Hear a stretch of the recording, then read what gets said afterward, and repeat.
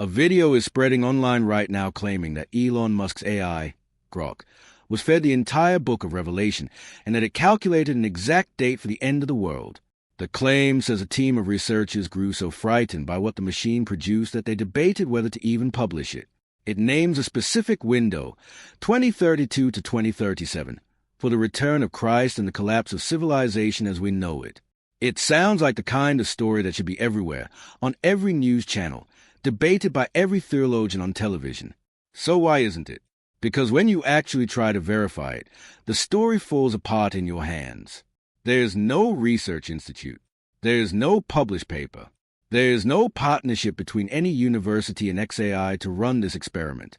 What you're looking at is a piece of fiction dressed up as a leaked report, and today we're going to take it apart piece by piece.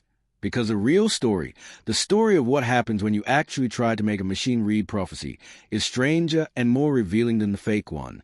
Let's start with what Revelation actually is, because you can't understand why this hoax works unless you understand the text it's exploiting. The book of Revelation was written by a man identifying himself as John, most likely from the island of Patmos, somewhere around the final decade of the 1st century. It belongs to a genre scholars call apocalyptic literature, a style of writing that was actually fairly common in Jewish and early Christian communities under Roman rule. Apocalyptic texts use dense, coded imagery, beasts, dragons, numbers, colors, cosmic battles, partly because they were often written by and for people living under empires that would have violently suppressed direct political criticism. Revelation describes a sequence of visions, 7 seals opened one by one, 7 trumpets sounding in turn, 7 bowls of wrath poured out, interspersed with visions of heavenly worship, a woman clothed with the sun, a dragon waiting to devour her child, 2 beasts rising from the sea and the earth, and finally a new heaven and a new earth replacing the old. It is, by any honest reading, one of the strangest and most contested documents in the Christian canon, and it has been contested for basically its entire existence. Early church leaders argued about whether it should even be included in the Bible. Once it was in, entire schools of interpretation grew up around it. Some readers, called preterists, believe most of Revelation describes events that had already happened by the time it was written, particularly the fall of Jerusalem and the persecution under Rome. Others, called historicists, read it as a symbolic map of church history stretching from the 1st century all the way to the present day, with popes, reformers, and empires slotted into the prophecy as it unfolds. Futurists believe the majority of the book describes events still to come, a future tribulation period, a future antichrist, a future final battle. And idealists treat the whole text as timeless spiritual symbolism, not a prediction of specific events at all, but a description of the ongoing struggle between good and evil in every era. 4 completely different ways of reading the same 22 chapters, none of which have ever achieved consensus in 2,000 years. That's important context, because it means Revelation has always been a kind of interpretive Rorschach test. Depending on the century, readers have mapped its beasts onto Nero, the Roman Empire, the papacy, Napoleon, Hitler, Stalin, and any number of modern political figures and institutions. Almost every generation has convinced itself that it was living in the final chapter. Which brings us to why a fake story about an AI cracking the code is so easy to make believable and so easy to spread. The fabricated account borrows the language of legitimacy. It talks about statistical significance, cross-referencing, linguistic databases, parallel sequences instead of chronological ones, literal versus symbolic numbers. It sounds like a real research abstract. It even includes a kind of self-aware hedging real researchers use, noting that correlation isn't causation, that AI pattern recognition doesn't prove prophetic fulfillment, that past predicted end times dates have failed. That hedging is what makes it convincing, because it mimics scientific caution. But mimicking the tone of rigor isn't the same as having any. There's no data set described that anyone could check. There's no named researcher, no named institute, no citation, no paper trail. Every specific detail, the 200 correlations, the less than 0.1% probability, the 2027 start date, is simply asserted, never sourced. That's a signature of invented content, not investigative journalism. So let's ask a more interesting question underneath the hoax.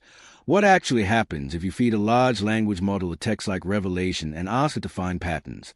This is actually being tried, informally, by plenty of people, and the results are worth understanding because they explain both why these AI prophecy videos keep appearing and why you should be skeptical of every one of them. Large language models like Grok, ChatGPT, Gemini, and Claude are built to predict plausible-sounding continuations of text based on enormous amounts of training data. They are extraordinarily good at generating language that sounds structured, authoritative, and specific. What they are not good at is independently verifying whether a claim is true, especially about the future. If you ask a language model to find a hidden numerical code in an ancient text and give you a date, it will often do exactly that, not because it has discovered something real, but because generating a confident, specific-sounding answer is what these systems are designed to do when prompted persistently enough. Researchers call this confabulation, or more informally, hallucination. The model produces something fluent and convincing that has no real grounding in verified fact. Ask a chatbot to find a pattern, and it is very good at finding one, whether or not one actually exists. This is precisely why so many I asked AI to decode the Bible videos exist across YouTube and TikTok. It is not because the AI has genuine prophetic insight. It's because of format. Ask a confident-sounding machine a leading question. Publish whatever it says as if it were a discovery, works extremely well as viral content. The AI isn't lying in the way a person lies. It has no intent, but it also has no actual access to the future, and no special ability to detect divine patterns humans have missed for 2,000 years. It's pattern-matching language, not prophecy. There's also a longer history here that predates AI entirely, and it's worth knowing, because it shows this impulse, using new technology to try to crack Revelation's code, is very old. In the 20th century, people used early computers to run numerological analyses of biblical texts, most famously the so-called Bible Code controversy in the 1990s, where researchers claimed to find hidden messages encoded in the letter spacing of the Hebrew Torah. That research was published in a peer-reviewed statistics journal initially, which gave it an aura of legitimacy, and it briefly convinced a lot of very smart people. But when mathematicians tested the same code-finding methods on other long texts, including modern novels like Moby Dick, they found similarly striking hidden messages there too.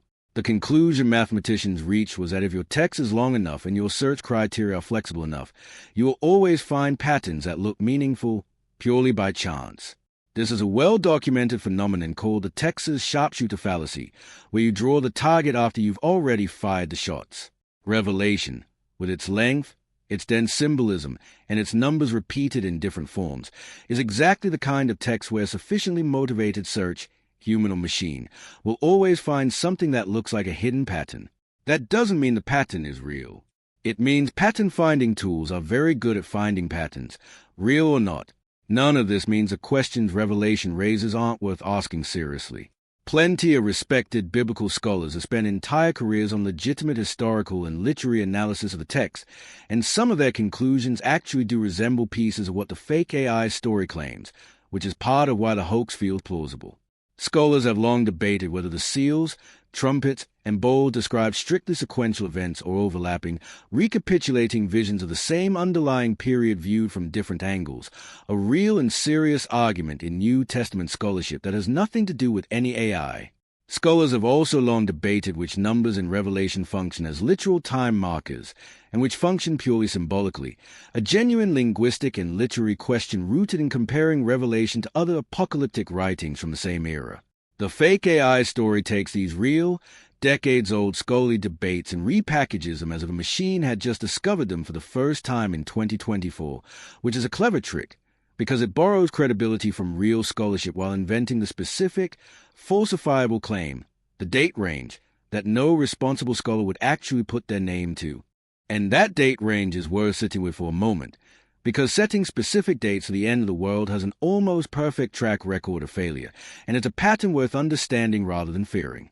In the early 19th century, a farmer and preacher named William Miller convinced tens of thousands of followers that Christ would return in 1844, based on his own calculations from the book of Daniel. When the date passed without incident, it became known in religious history as a Great Disappointment. In 1914, and again in later decades, Jehovah's Witnesses set specific dates for the end of the age that came and went. In 2011, radio broadcaster Harold Camping predicted a specific date for the rapture, gained massive media attention, and then had to publicly account for the date passing uneventfully. Even Jesus, according to the Gospels themselves, is recorded saying that no one knows the day or the hour of his return, not even the angels in heaven, a line frequently cited by theologians specifically to caution against exactly this kind of date setting. The pattern across 2,000 years is remarkably consistent: confident predictions, a wave of public attention, and then a date that passes like any other, followed by reinterpretation or quiet abandonment of the claim. A story claiming an unbiased, rigorous AI has now cracked the code and landed on 2027 or 2032 fits into this exact tradition, just with a modern technological costume on top of an old pattern. So why does a fabricated story like this spread so easily, and why is it worth understanding rather than dismissing outright? Partly because it taps into something real. A lot of people today do feel like the world is unstable, and that feeling isn't irrational. Genuine researchers, economists, climate scientists, and geopolitical analysts really do track things like rising global temperatures, strained international relations, and rapid technological change, and they really do publish real concerns about risk in the coming decades. A fabricated prophecy story borrows the anxious energy of those real, serious conversations and redirects it toward a fake, specific, dramatic countdown, because a countdown gets more clicks than a nuanced discussion of probability and uncertainty ever will. It's also worth noting that stories like this tend to follow a specific production pattern you can learn to recognize: a dramatic hook claiming a shocking discovery, a vague or non-existent institutional source, a wall of confident statistics with no citations behind them, hedging language borrowed from real science to sound careful, and a final beat suggesting the audience should watch and see whether the prediction comes true, which conveniently means no one has to be accountable for it, failing until years down the road, by which point the video has already done its job of generating views. None of this is to say faith, prophecy, or the book of Revelation itself deserve to be mocked or dismissed. For millions of people, Revelation is a serious text about hope in the face of suffering, about the ultimate defeat of evil, and about meaning that transcends any single historical moment, 1st century or 21st. Reading it as literature born from a persecuted community's hope, or as theology about the character of good and evil, or as a call to moral seriousness in the present, is a completely different exercise than treating it as a machine-readable code that spits out calendar dates. The text has survived 2,000 years of reinterpretation precisely because it operates on a level that resists being reduced to a single verified prediction. Turning it into an AI fortune-telling gimmick doesn't honor that history. It flattens it. So where does that leave the actual question this video started with? Did an AI predict the end of the world? No. There is no verified research, no named institute, no published paper, and no documented Grok output matching claims in circulation. What we can verify is that large language models are capable of producing extremely confident, extremely specific-sounding answers to almost any question you ask them persistently enough, including questions about ancient prophecy, and that this tendency, combined with a text as symbolically dense as Revelation, creates perfect raw material for viral misinformation. What we can also verify is that humans have been trying to computationally crack open Revelation's code for decades before modern AI existed, using everything from numerology to statistical text analysis, and that every time those methods have been rigorously tested against other, clearly non-prophetic texts, the hidden patterns turn out to appear there too, which tells us those patterns were never uniquely meaningful in the first place. The real story here isn't that a machine finally cracked a 2,000-year-old mystery. The real story is how easily a confident tone, some borrowed scientific language, and a text famous for resisting easy answers can be combined into something that feels like a discovery, spreads across the internet in a weekend, and gets treated as fact by people who never stop to ask where the original source actually is. That's not a story about artificial intelligence understanding prophecy. It's a story about how quickly we're all willing to believe a machine has answers that centuries of human scholars, believers, and skeptics never found, especially when the claim comes wrapped in enough technical language to sound like it must be real. The next time a video tells you an AI has decoded the apocalypse, the question worth asking isn't what year it predicts. It's who wrote the claim, what they can actually show you, and why, if the discovery is real, no one seems able to point to where it was actually published.